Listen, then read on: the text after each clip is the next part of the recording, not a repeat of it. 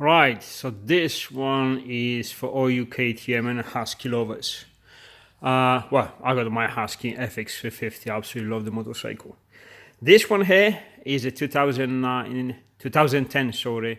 KTM 690 Enduro R, I believe. This one here is equipped with all rally ride fuel tanks and the navigation tower and everything, which I removed. I put my tower on because the naphtha needs to be repaired, the original one, and I don't want to smash it any further when I'm gonna go off-roading this bike to test it properly, because I'm very curious how they work. I always wanted one. I always been fascinated by the platform, and yeah, I just wanted to see what the vibe is. Now, the vibe is a pure love and hate, and so let me get up to speed, explain exactly what happens. So I swapped this bike with my old Super 10 750 1990. Not a single issue with the bike. Where is a Yamaha? It starts every time. It just gets you to places. It's just mega reliable. You know, you don't even know about the issues when you have, yeah, one of those. Anyways, swapped it directly with this. I knew it wasn't a great deal. The bike had a couple of issues. You know, the rally kit has been put together. I don't know by who, probably a kid, but it was done in a way that just, you know, some just shouldn't be allowed to get in close to the motorcycle. Anyways, I've done a lot of stuff. I've done my brake hoses, kind of rally style. Fun enough, the rally raid, from UK. Mounts for the naphtha, obviously they go from here, like an old school. With a little modification on the headstock, actually fits my rally tower that I built myself for my FX350, which I didn't actually get on with it. So, but it fits this bike perfectly. I still need to modify this, but for now, you know, I just put one on because I like to ride with the naphthas, with a little screen on the front and have a good light for night riding. I do it. In my time, I check all the wiring because it was messy. It's still messy now, but obviously I've checked everything. I left everything kind of like exposed to where it can be exposed, just to check on everything, you know, when you're gonna ride and everything. Just make sure everything is right. Just keep an eye on everything. I rerouted all the wires and plugs, and I plugged the rally tanks because they were not plugged. There was no plumbing at all. I've redone all the fuel lines because they were not there. I've plugged the original fuel tank, where the fuel pump, with everything there. I've done the fuel returns. I've done the T-piece quickly because that's what I had in a workshop, but I have to redo it because it's not great. You know, fitted all the radiator guns because they needed to keep the fuel tanks from smashing against the radiator and all that stuff. It doesn't matter. The bike ran smooth. It was all right. I had no problems with. And yeah, I put that one there. I like it. I like it. I always like these platforms. I never had a chance to have one, so this was my chance. I say, all right. So I've done everything. I taxed the bike, I insured it, put a number plate, make sure everything is right. I plugged the rally fuel tanks, which I removed now. I'll get that in a minute. And I went for a rip around the block, around the workshop. And guess what? I absolutely fucking love this thing. Even on the motocross tires, obviously you either wheelie or going sideways, which sometimes is combination of two together. It's absolutely brilliant. The bike is so nimble, it's light, the power is great. I know these are not as powerful as the newest ones, but the power is more explosive, I think, with range, which suits me. I love it. I like it. I like powerful engines, you know. But so I did not run, came back to the workshop. It's like, fucking hell, I like it. You know, it really is nice. I came back, had a chat with the UPS guy. He's delivered some things, and I was like, you know what, I'm gonna go for another rip, just around the block, literally 4 or 5 minutes. Putting off, and the bike shoots off. It's like when you open the throttle too quickly and it chucks out. and it turns off. So okay, no big deal. Pull off again. Next junction, I turn it again. It's like, this is a bit too prompt to do it. It's like, okay, not paying too much attention. Maybe low RPMs are too low. Maybe she was getting hot. I'm getting used to the bike, so I need to know all the perks. Next junction, even worse. It's like, what the hell is going on? I was checking the side stand because, like, what the hell? All right. But then pull off. Fine. I've done the rip around the block. Came back. Again, at the junction, the moment the low RPMs went below 2,500 RPMs, it just turns off. All right, started again, trying to pull off, and it shoots off. So something's wrong. And eventually get it in the workshop, and to get just inside the workshop, I have to keep the revs above 3,000 RPMs just to keep the bike moving. So it's kind of like almost misfiring or whatever. It's like, all right, this is weird. So since then, the bike was running shit. And I'll show you what I mean. So I turn it on. So it checks, not even wait.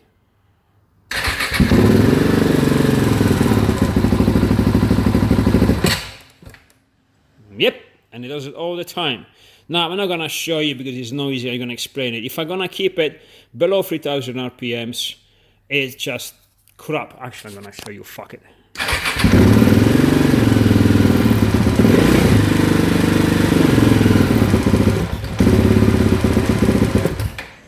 Yeah, that's with a constant throttle, and it does it worse and worse and worse. In time, I thought because the bike was going warmer, and it's not. It's just the problem is persistent and is getting worse just with time. Temperature has nothing to do with it. I've tested on hot, I've tested on cold. Now, what I did, I've tested the valve clearance, obviously, both cold and hot, just because I had the chance to do it, because you can test it either way, but I've done it both cases, and they're good. Exhaust is a little bit loose. Intake is definitely not close, because if the intake was too close, it could obviously backfire on the back in a throttle body. It can cause problems, but that's not the problem. I've resetted the TPS probably 15 times now, just because I can't reset the ECU, because if you let them idle for 15 minutes, not touching the throttle, apparently the ECUs, they reset themselves. Obviously I cannot do it because it just turns itself off. This is the model with the two ECUs, ECU for the fuel map and ECU for the ignition. What else I did? I've checked the throttle body, I cleaned the throttle body, I cleaned the injector, I put the new lines for the injector. I checked the fuel pressure, because I thought maybe the fuel pump is getting bad and is losing pressure. I checked it, and the pressure is very stable at 50 psi, no matter what. Even if it dies, it's always constant, so that's not a fuel pressure problem. The fuel itself, I don't know how fresh that fuel is, because the bike arrived with that fuel. It could be a little bit old.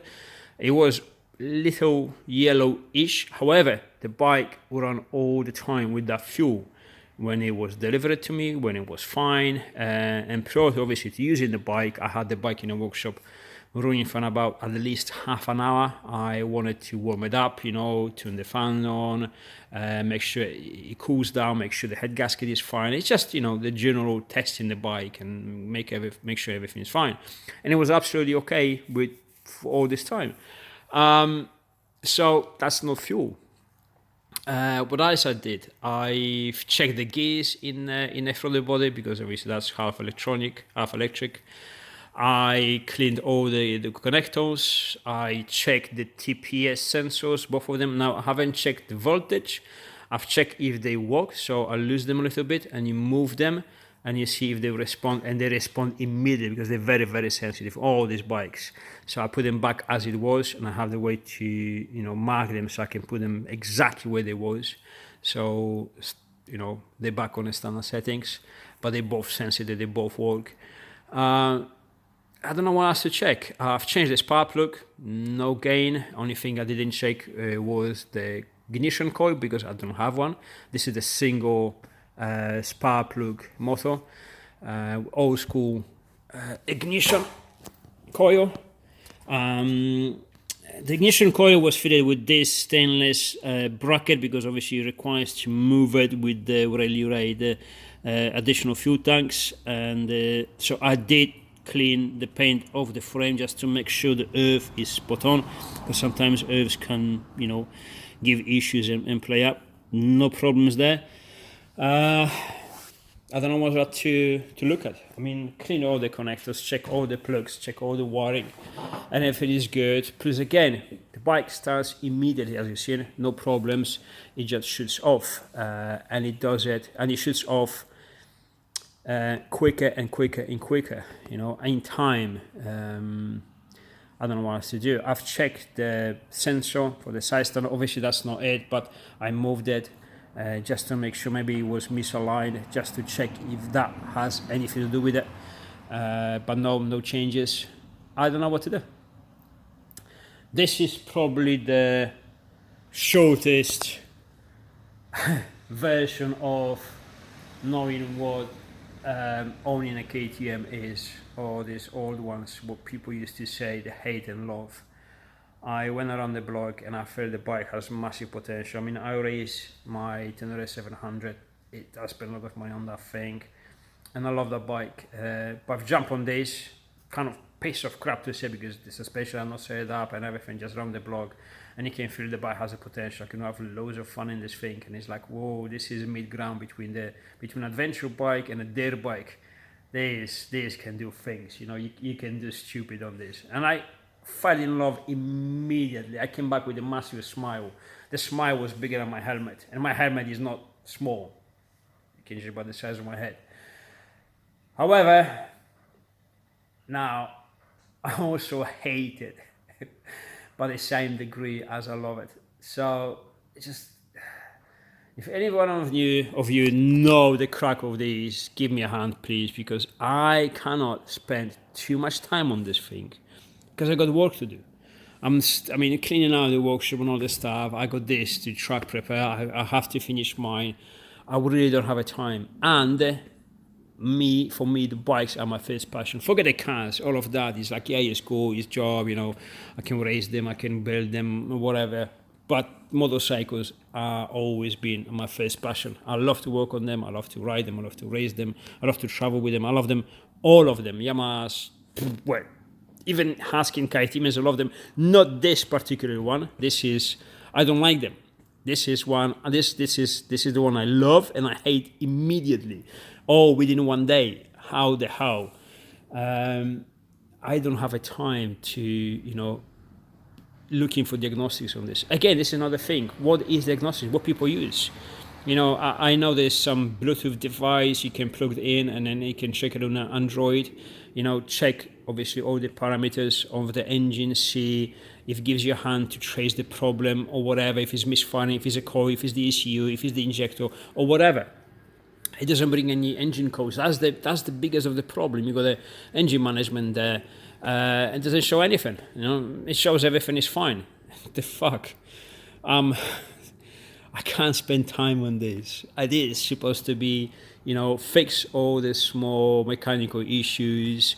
There's a couple of helicoils, you know, to put on because they stripped the threads, a couple of other things. There was a problem with the swing gun, blah, blah. I fixed all of that. That is peanuts. I can rebuild the suspensions and all that stuff. It's easy. But chasing the problem, it pisses me off, because you can spend a day, 2 or 3, and not getting to the point. And especially if you actually don't know these bikes. And I don't know nothing about them. I have to be honest, I don't. This is the first KTM I own. I had my FX 350 Husky, but to be honest, that bike never gave me any problems. Actually, once I filled up with diesel, I thought I broke the engine, because obviously, yeah, you know why. And but again, we replaced it with a normal fuel, and it just clears on its own. Never had any issues since then. It's absolutely spot on, the motorcycle, and so I was expecting something the same out of these. And I know when these are right, people, you know, go around the world with them with not a single issue. I want to be that person. I want to use it and don't have a problems. But mostly, I'm okay with allowing the bike to have problems, because let's be honest, it's been 12, 13 years now or whatever. You know, sensors can go wrong, something can go wrong. I mean, it's more than, you know, reasonable. I need to be able to understand them good enough to solve the problems out immediately, wherever I am, whatever I do. I'm not talking engine issues, you know, when you blow the engine, you can't fix it on the trail. But electrics, electronics, some sensors, some setups, fuck knows, I don't know. But I need to learn, and very quickly, because again, I want to use the bike, and I just don't have the time to fuck about with it. I don't want to give it to someone, because I know how mechanics are. Everyone says they are the best in the world, and then, you know, they just keep changing parts. You know, you may have a massive bill of over $1,000 or a few £1,000 and still have an issue because they changed this, they changed that sensor, they changed the throttle body because they thought it was that, and they haven't solved the problem, but you owe them money. No, this is not how it works. I know something about it. You have to be able to diagnose the problem. This is what I'm paying you for. You know, you can't just randomly change the parts, which seems to be the way people do these days, but that's not how it works. You have to diagnose the issue. If you think it's a throttle body, you change it. If it solves the problem, good. If not, well, you put my one back on. Same for the sensors and all that stuff. But again, just changing random stuff and hoping for the best is not actually, you know, being professional and know what you're doing. So I'm worried to actually give it to someone, because I would actually, because again, I know this is my job. Well, it should be. But I'm really busy with all this stuff, and I really have to deliver to my customers. I don't have a time for myself. I mean, this is another weekend. I'm not spending with my family. I'm spending in a workshop because I'm required here, and I can't fuck about with this. This should be a pleasure. This should be like a blow off valve. You know, put the panniers on the back, put my helmet on, and go for a rip or for one day or half a day, whatever. Not a source of even bigger problems. Oh yeah, there's things. Yeah, wakes up the whole the whole country up. Besides that, I love the bike. It's yeah, it has potential. Fuck me, it really has potential, and it's light for. It's extremely light for an adventure bike. It's heavy for their bike, because it's not either of them. It's kind of lightweight adventure bike or heavy off-road bike they can take on a motorway. This is a rally bike, pretty much. It doesn't fit any category. Rally maybe is, or what it used to be. And I think I'm starting to understand that. Only with 2 times 5 minutes, you know, around the block trips. Well, trips. I woke up everyone, even from the graves. Yeah, she is loud. She is fucking loud. A little bit too much. People already hate me after that 10 minutes. I loved it, so I don't really care. But yeah, so frustrated. And I can't, because again, I'm have to work on this stuff, and I can't spend any time on this. She actually looks good with the additional fuel tanks, and I love it because I think it's 12 liters on the back, and I don't know how actually big are on the sides. And for once, it's actually very nice to not having to build everything from scratch like I did with my T7, and having everything there, all the kit, because obviously I bought it with the kit, but it wasn't actually mounted. It was mounted quickly just to show me how it looks like, but everything was assembled by a probably 5-year-old kid, so I had to remove everything and assemble everything. But it's a kit, everything has been already developed to suit this bike, and they've done actually a pretty good job. Really great in UK. And it was so nice just to plug everything in, you know, add new lines and everything. But I'm very pleased. I'm very pleased with the tanks. Without the top of fairing, I have it, but without it, it looks a bit crap, looks like unfinished project, but it doesn't matter. When you sit on the bike, you're not looking at it from the side. It has some roughness on it. I don't know. I'm saying it looks shit, but I don't know. I still like it. To be honest, I like it even like it is, because obviously remove the fuel tanks, I should put the plastics back on. I don't, because I'm going to ruin the fuel tanks. I don't actually have the plastics. Original plastic has been actually carried off to match the fuel tanks. I'm going to ruin it with the fuel tanks no matter what. I like it. I ruin it if I saw the problem out. Don't know what to do. I really don't know what to do. I really want to use it. Yeah, yesterday I really wanted to kind of take it home, 2 days ago, and I wasn't able. So, unluckily, I had to take my T7 race bike.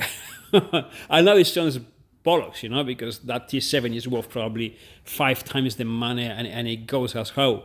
But this was very excited. I was very excited to test the bike and actually start using it, see, what it's capable of. Anyways, I don't know what to tell you, and I love it and I hate it already. I'm not sure if I've done the right thing to swap that 750 for this. I was so curious to see how they go, and there you go. Now I know you're gonna love it and you're gonna hate it because you want to ride it because it's so good, but yeah. Fuck's sake. I don't know if to smile or...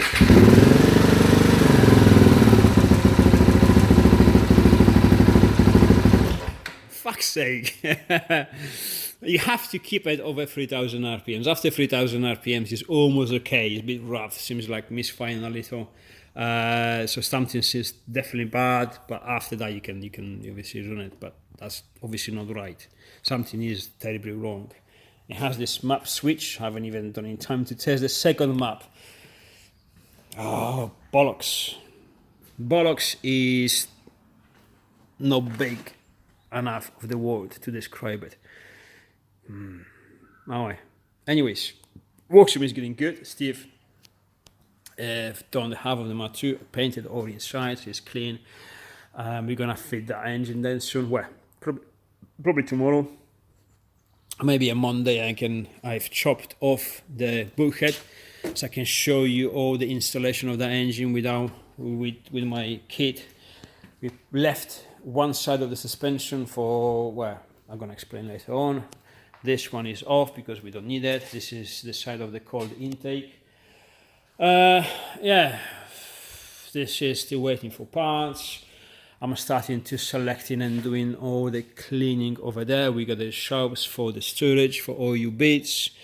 Engines are getting prepped. Yeah, we're getting there very, very slowly, but we're getting there tomorrow. I'm planning to finish, to have all the workshop actually finished to clean it up and ready for fabrication and, building up the new stock, and so be able to send everything real quick from ordering to get out. Again, it's been a tough week and just to get there, so sorry for more delays for some of the customers, but we're really getting there. Everything takes time. This is not a big company. We don't have 20 employees. I am the owner, the boss, the manager, the employee, the welder, the fabricator, the engineer who does development, and I'm only getting paid as a normal employee. So, fuck's sake, and working 7 days a week. And when I have to work on my own bike, I feel guilty because I'm spending time that I shouldn't spend on myself. It's fucked up. That's not the way to do it. But hopefully we're gonna push this way for a few more months and then can jump one of these for a month or two and just go somewhere. Anyways, give me a hand because I can't stand this. See you soon.